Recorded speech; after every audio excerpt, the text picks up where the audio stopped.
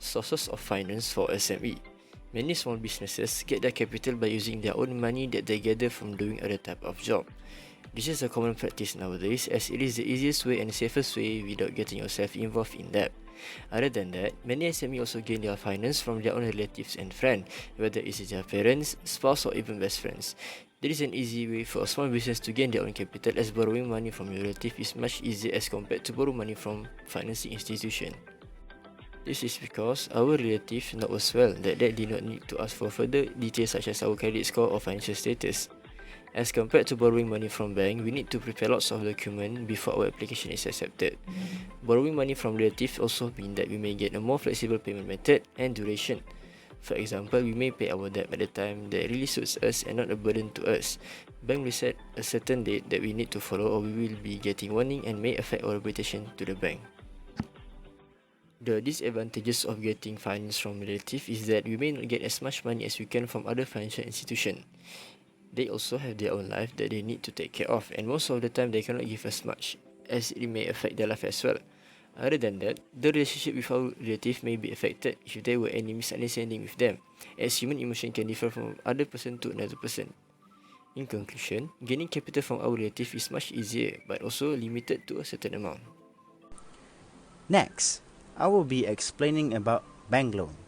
So, what is bank loan actually? Bank loan is a long-term source of finance.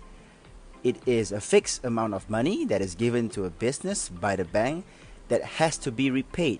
I repeat, has to be repaid over time with interest, and it is usually in monthly installments. And how does it work? Basically, bank loan works similarly to personal loan you get from the online lenders. And yeah, right after you apply, the bank will review your credit score, history, and income in order to determine how much money to loan to you and what annual percentage rate you qualify for. So moving on, this is about the advantages of bank loans. So as you can see, there are 3 advantages on the slide. So my first point is bank loan allows you to grow your business.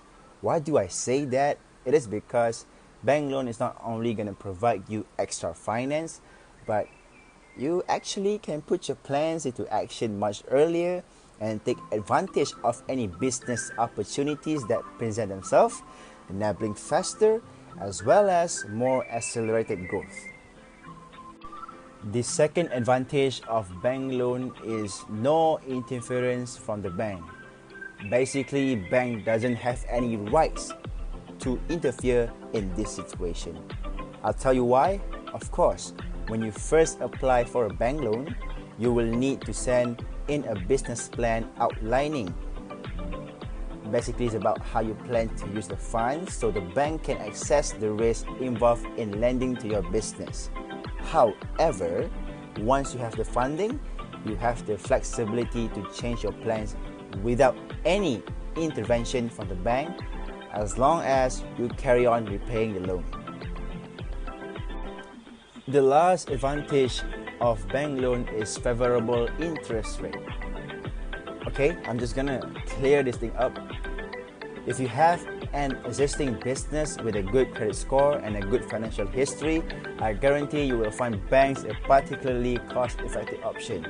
Moreover, the more established and successful your business, the less of a risk you will appear to banks, and as well as perhaps they will be more likely to approve your application and offer you an attractive interest rate. If the bank loan have advantages, obviously it's going to have disadvantages as well. So the first disadvantage is strict eligibility criteria. Somehow banks slightly have strict lending criteria that can make it particularly difficult for startups and newer businesses in order to be accepted for a loan, as they don't have the financial or trading history to back up their application. And if they are accepted, the interest rate are likely to be increased to compensate for the added risk. The second disadvantage is you may not receive the full loan amount.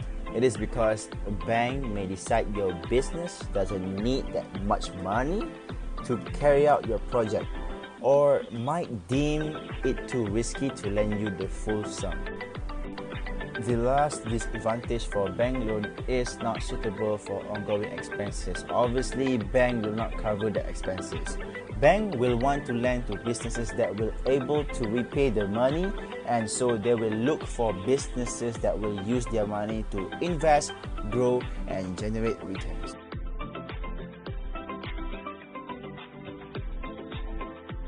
The first challenge faced by SME is lower cash flow. Within a week, 70% of SMEs report a 50% drop in business.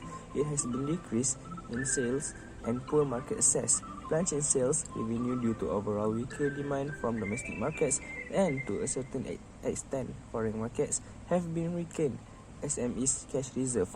It has been also higher operating costs since the commodities crash in March 2020. Oil prices have steadily climbed upwards, sustained by a greater demand in China and production cuts by the Organization of Petroleum Exporting Countries and Partner Countries.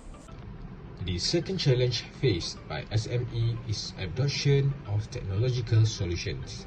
The contrasting trajectories of online and offline economic activities suggest participation in the digital economy is critical for SMEs if they want to survive and succeed in the post-COVID world. Consumers shift to virtual marketplaces. This is because due to pandemic, online non-food shopping increased by 53%.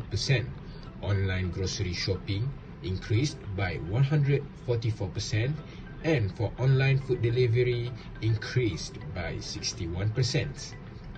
This will give impacts to SMEs to stay competitive due to their size and lack of funds and the know-how needed to adopt technological tools.